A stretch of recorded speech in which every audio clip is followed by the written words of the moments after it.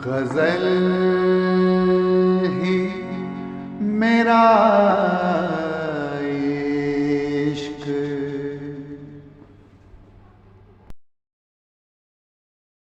सभी को मेरा नमस्कार। मैं हूं कविता शर्मा पपीहा और आप सब लोगों का स्वागत करती हूं गज़ल ही मेरा इश्क प्रोग्राम में।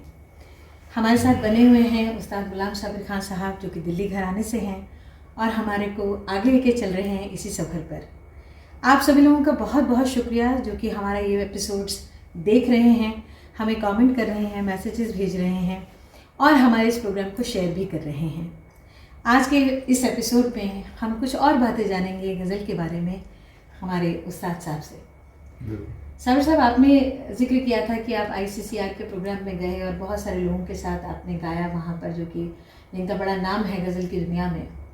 और अचानक से जब आप वहाँ पर स्टेज पर गए और आपने ये तय किया कि आप प्रोग्राम में कुछ नया करेंगे, जो सोच के आए थे वो नहीं गाएंगे। जी बिल्कुल। तो ऐसा क्यों हुआ और फिर आपने क्या चेंजेस किए?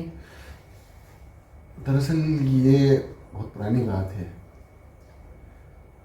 एक बहुत बड़ा फेस्टिवल होता है इंडिया में मुख्तलिफ शहरों के अंदर, जिसमें जगजीत साहब भी थे और आसिफ मेहदी हसन और अहमद हसन, मोहम्मद हसन साहब, और उस फेस्टिवल में मैं भी था। तो वो बहुत बड़ा फेस्टिवल था और कई जगहों पे हुआ था वो।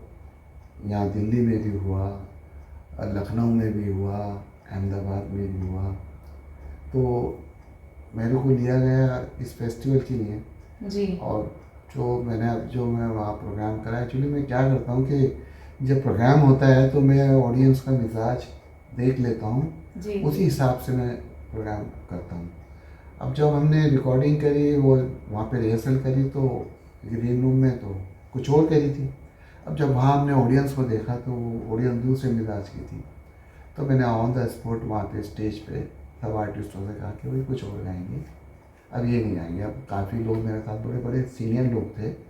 मेरे गुलाम अली भाई सारंगी पे थे और उस्ताद सईद पटेल साहब सितार पे थे, बहुत अच्छे। अच्छा। और तबले पे हमारे दिल्ली का बहुत अच्छा बजाने वाले मेरे भाई अतर मोहम्मद थे और कीबोर्ड पर थे नफीस अहमद। अच्छा। जो मेरे भाई बंधे सारे। तो उन्होंने क्या कह रहे, खान साहब ये क्या कर रहे हैं, ये तो बहुत बड़ा फेस्टिवल है। मैंने कहा नहीं, कोई बात नहीं, अल्लाह मालिक। तो मैंने वहाँ चेंज करा और वहाँ सुरेंद्र मलिक गुमनाम साहब बहुत बड़े शायर हैं, तो उनकी 4-5 गज़लें मैं करके ले गया था, कंपोजिशन बनाई थी। तो पहले मैं वो नहीं गा रहा था, फिर जब मैंने ऑडियंस का मिजाज देखा तो मैंने वो गज़लें गाई। तो उनमें कुछ गज़लें मेरे को आज भी याद हैं जो मैंने अपनी कंपोजिशन बनाई थी उनकी। अच्छा अच्छा। तो आपके हिसाब से एक कलाकार को ये जानना ज़रूरी है कि ऑडियंस किस तरह की है और ऑडियंस क्या पसंद करेंगी, और आपके पास इतना कुछ होना चाहिए आपके बैग में कि आपको अगर चेंज करना हो, कुछ और सुनाना हो, तो आपकी उसकी तैयारी हो। बिल्कुल, ये बहुत ज़रूरी है एक आर्टिस्ट के लिए जो गज़ल सिंगर है, गज़ल गाते हैं या एक्सपायरेट कोई सा भी सिंगिंग का आइटम हो जी। तो ऑडियंस का मिजाज को देखना, ऑडियंस किस अंदाज की है वो देखना बहुत ज़रूरी होता है। जी। तो मेरे साथ अक्सर अमूमन यही होता है कि मैं तैयारी कुछ करता हूँ और स्टेज पर जाके गाता कुछ और। तो आप मतलब हमेशा तैयार रहते हैं। तो आपकी कॉम्पोजिशंस तो बेहतरीन होती हैं, तो आपको नहीं लगता कि वो हमें भी कुछ उनमें से एक आधा आपको कुछ हम भी सुन लें आपकी वो कॉम्पोजिशंस? हाँ जो बिल्कुल। इतना आपको अच्छा रिस्पांस मिला जी उसका। जी जी। और वो तो गज़लों की कंपोजिशन जो बनाई थी वो गज़लें भी बहुत अच्छी थी। वो लाजवाब शायर थे गुमनाम साहब, अब नहीं हैं हमारे बीच वो इस दुनिया में, अल्लाह ताला उनकी मग़फ़िरत फरमाए। बहुत अच्छे शायर थे, बहुत बहुत अच्छे इंसान भी थे वो। तो मैंने उनकी एक गज़ल आपको सुनाता हूँ कि किसी गैर से तुम नज़र न मिलाना, किसी गैर से तुम नज़र ना मिलाना, नज़र जब मिलाना हमें ना बुलाना। क्या बात है। ये गज़ल उनकी थी, तो मैंने कंपोज करी थी और मैंने इसको इस अंदाज में कंपोजिशन करी थी कि लोगों को मज़ा आए सुनने में। चलिए फिर आइए सुनते हैं गुलाम साबिर खान साहब से ये बेहतरीन गज़ल। जी।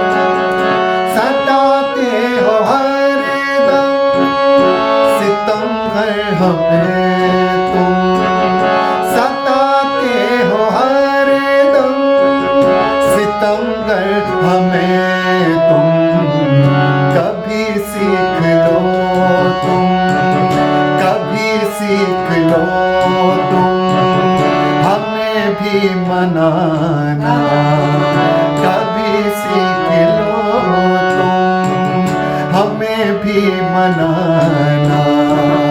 नजर जब मिलाना हमें ना भुलाना, किसी गैर से तुम नजर ना मिलाना, किसी गैर से तुम।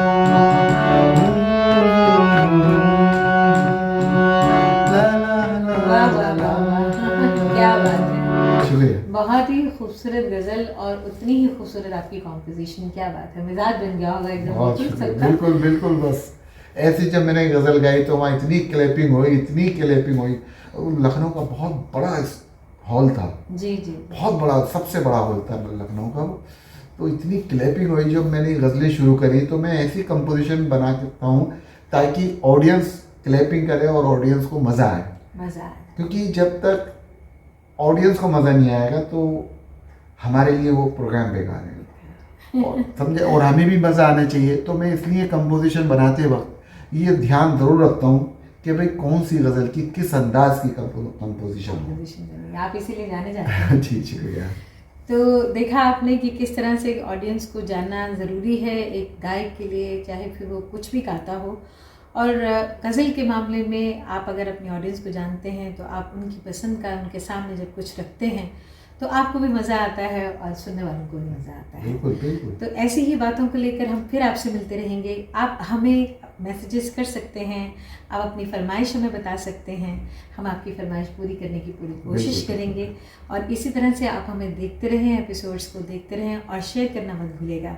और हाँ, अगर आपने ये चैनल सब्सक्राइब नहीं किया है तो कर लीजिए, क्योंकि गज़ल ही आपका और हमारा इश्क है। फिर मिलते हैं। आदाब। आदाब।